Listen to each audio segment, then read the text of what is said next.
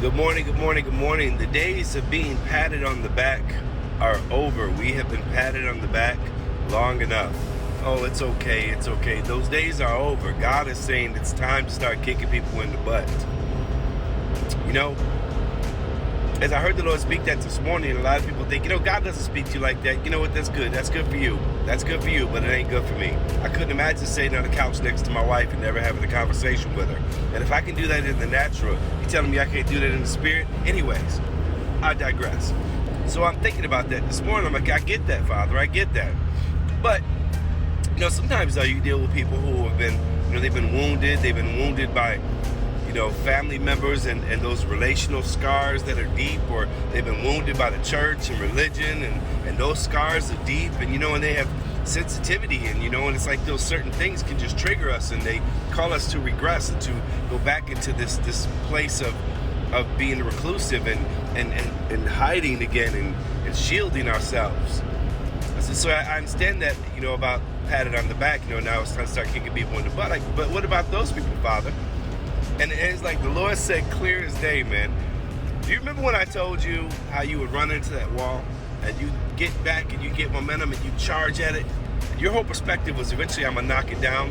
And I told you no matter how hard you run, no matter how fast you go, no matter how many times you hit that wall, you're never going to knock it down. And I was like, yeah, I remember that.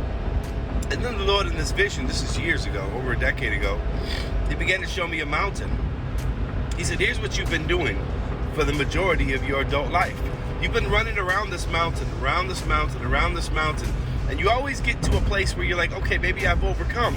And then all of a sudden you get back to the place that you started from, and you're like, dang, I'm right back to where I began.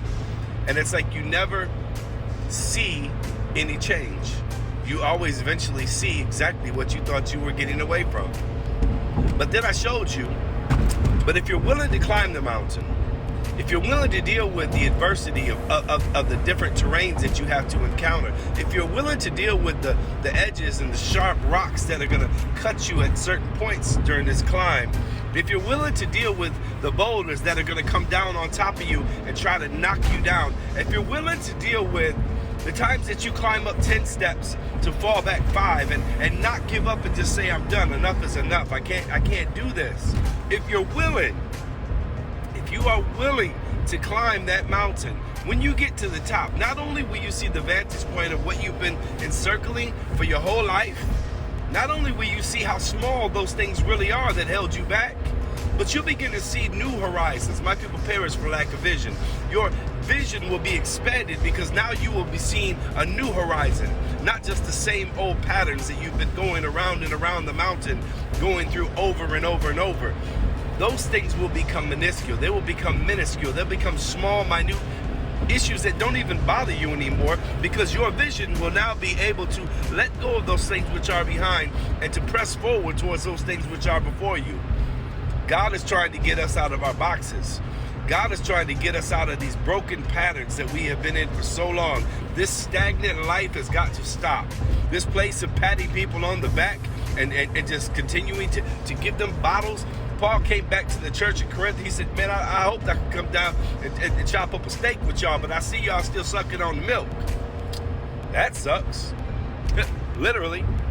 So, wake up and let's start doing this together, man. If you don't want to, you want to keep going around that mountain, keep going around it. But I pray that there come a point where you finally trip over that rock and wake up and say, you know what, God, I'm tired of going around and around and around. I'm going to go up.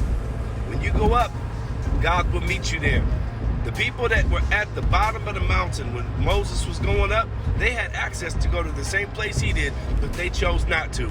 You want to keep letting other people go up and see your blessing? You're going to realize it's not your blessing, it's theirs. They were willing to endure. God bless you. One love, and we are Red.